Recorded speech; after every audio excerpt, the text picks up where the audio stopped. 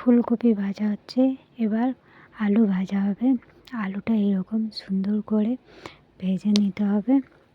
ভাজা হয়ে গেছে তাই তুলে নিলাম ওই তেলেতেই। এবার বরবটি একটু নুন দিয়ে ভালো করে ভেজে নিতে হবে। একটু তেল দিয়ে তাতে লঙ্কা, এলাচ আর দারুচিনি দিয়ে তারপর পেঁয়াজ দিয়ে পেঁয়াজটাকে ভালো করে নেড়ে চেড়ে ভেজে নিতে হবে। ওতে আদা রসুন পেস্ট দিয়ে নাড়াচাড়া করতে হবে। তারপর টমেটো দিয়ে দিতে হবে। টমেটোটা দিয়ে ভালো করে নাড়াচাড়া করতে হবে। অল্প পরিমাণে নুন দিয়ে দিতে হবে। তারপর এবার রেডি করতে হবে মিট মশলা, লঙ্কা গুঁড়ো আর হলুদ গুঁড়ো, তারপর গরম মশলা দিয়ে এটি পেস্টটিকে ভালো করে ঘুরিয়ে নিয়ে মশলার মধ্যে গুলে নিয়ে মশলার মধ্যে দিয়ে দিতে হবে। দিয়ে এটাকে ভালো করে নাড়াচাড়া করে মশলাটা কষিয়ে কষিয়ে ভালো করে এই রকমভাবে মশলাটায় তেল ছাড়বে যখন, তারপর কিমা মাংসটিকে দিয়ে দিতে হবে মশলাটির উপরে। মশলাটিতে দিয়ে কিমা মাংসটি যাতে মশলার মধ্যে লাগে সেই হিসাবে মাংসটি ভালোভাবে কষিয়ে নিতে হবে। এরপর টক দই অল্প পরিমাণে ছড়িয়ে দিতে হবে। ভালো করে টক দইটাও মাংসর সাথে মিশিয়ে নিতে হবে।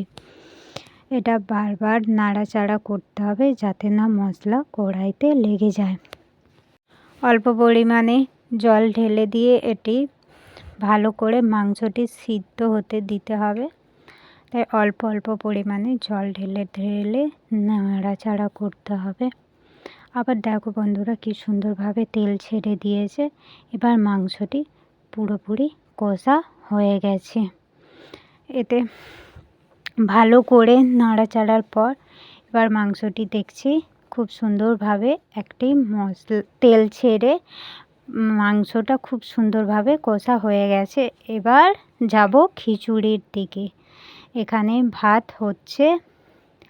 ভাত হয়ে যাওয়ার পর আলু তুলে দিলাম। দেওয়ার পর ফুলকপি আর বরবটিটা একসাথে দিয়ে নাড়াচাড়া করছি। তারপর এটা মিক্সড করার পর একটু নুন দিয়ে দিলাম পরিমাণ মতো। তারপরে মাংসর কিমাটা যেটা ছিল মশলা, সেই মশলাটা এবার দেয়া শুরু হচ্ছে। এটা দিয়ে খিচুড়ির মধ্যে বারবার নাড়াচাড়া করতে হবে। নাড়াচাড়া করার পর মশলাটা যাতে না নিচে লেগে যায় তাই 5 মিনিট বা 10 মিনিট পর পর এসে খিচুড়িটা বারবার নাড়াচাড়া করতে হবে। নাড়াচাড়া করে বারবার দেখতে হবে আলুটি সিদ্ধ হয়েছে কিনা বা ফুলকপির ডাঁটাগুলো সিদ্ধ হয়েছে কিনা। হয়ে গেল খিচুড়ি।